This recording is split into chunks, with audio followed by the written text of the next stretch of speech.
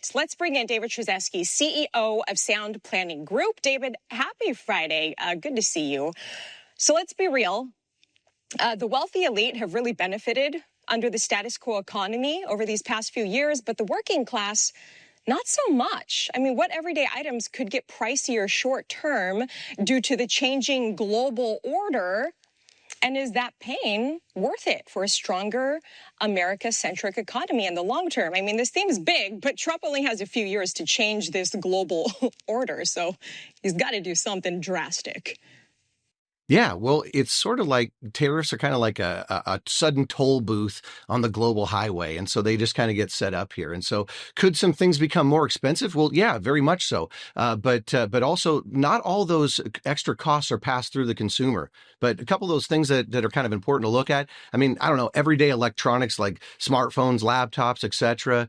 We're looking at a 20% tariff here on China. So $1,000 smartphone becomes maybe $1,200. Clothing, footwear. I don't think Nike's really going to be, opening up new places here in the United States right now. They're going to probably just be selling in other places. But, we're going to see some challenges with food, I guess. If you look at Canada and Mexico, maybe for like avocados, that's important in my household. But it's not every item that's out there. But there are a lot of household goods out there. Your coffee's imported.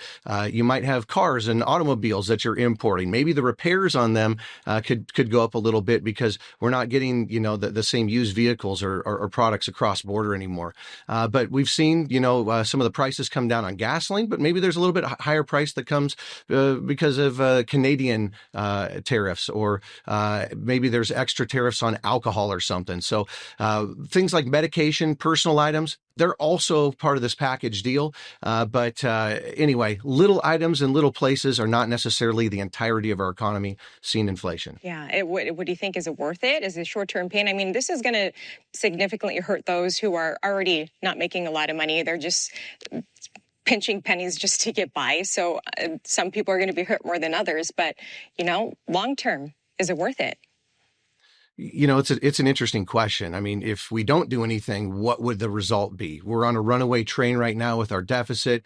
We've got essentially financial World War III that's going on. So we're sort of like renovating our house while we're still living in it. And so is it worth it? Well, I think so. Probably in the end. Might be a mess in the, interim. Maybe the prices are up or down. Maybe there's some chaos here, there, everywhere, some dust on some things. But if it establishes a different foundation, if it sets us up for a better future, well, then ultimately, I think that we are doing the right thing here, and that it's in the best interest of the United States to reshore some jobs and ultimately, make things more fair on a global scale. But I don't think the United States is really trying to like go nuclear on everybody. I think ultimately we're just in a great position of strength right now, and we're doing the America First thing, and that is really trying to serve those families. Because let's just be honest, the majority of America does not have excessive amounts of stocks in the market that have been appreciating every year. They've just been going backwards with the prices on a day-to-day basis. So we've got to figure some things out. Yeah, something has to be done. Well, Trump's senior trade advisor, Peter Navarro, he said tariffs will help fund the IRS and provide tax relief for Americans in the long run, framing this situation as a national emergency requiring solutions. What do you think? Well, he sees the IRS as a hindrance because guess what? If you're overtaxed, overregulated, that's a hindrance. So we've got supply and demand. And so if we mess with this, the supply side and the ability to really do something, that can be a challenge. So, basically these tariffs could be, maybe another $600 billion, as he was noting, and over 10 years, that could be an extra $6 trillion that the U.S. taxpayer would not have to pay because the world ultimately paid. Who knows exactly what that figure is?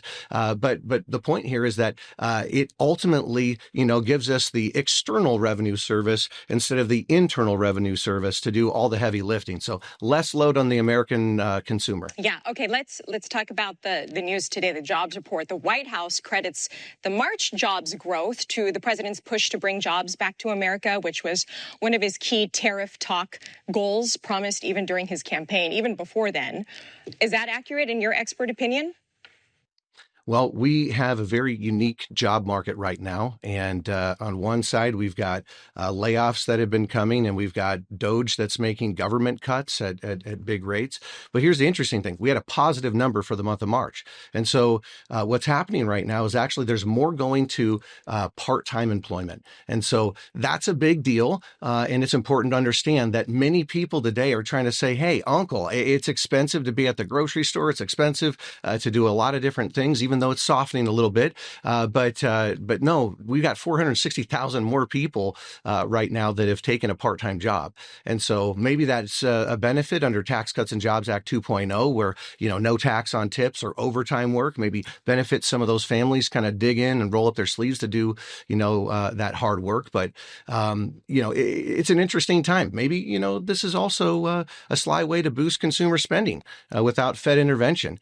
If he's able to come in here with that Tax Cuts and Jobs Act 2.0. So I think that the consumer is kind of in trouble right now. And we just need to understand that there's about 900,000 less jobs available right now. And so the economy is tightening. And so that's a real sign right now that we need to be following and paying attention to. So I personally expect more layoffs here in 2025. I expect strategic bankruptcies in 2025 as well that are ultimately going to get us set up for 2026. And we're going to then rally into that midterm election, et cetera. And, hopefully it works out. Yeah. All right. Well, speaking of the federal intervention, President Trump wants the Fed chair, Jerome Powell, to lower interest rates, right, to help out. But he hasn't, possibly worried about more inflation coming. What do you think? Well, the big play here is that we've got $9.2 trillion of a debt wall that's maturing here in the year 2025. That's a significant number. So Trump has to get this number down.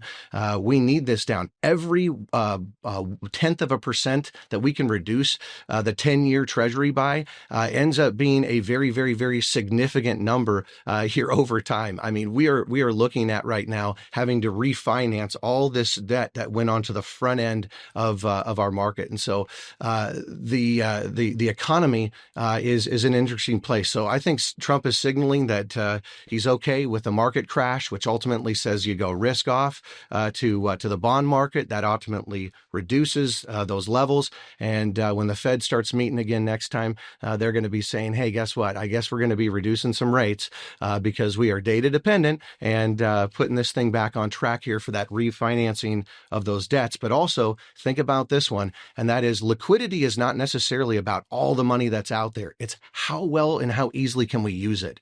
We can't use the liquidity that's out there right now. It's very expensive to buy a house. We've got to get these rates down. It's important for the American consumer. And so this detoxing or market crash that might be happening, taking us from overvalued places to more reasonable places in this economy, I think is what our short term is going to be looking like. But it has a much better long-term outcome if we can pull it off. Right. All right. David Stryzewski, CEO of Sound Planning Group. Thank you for your insight today. Appreciate it. Pleasure's mine. Thank you.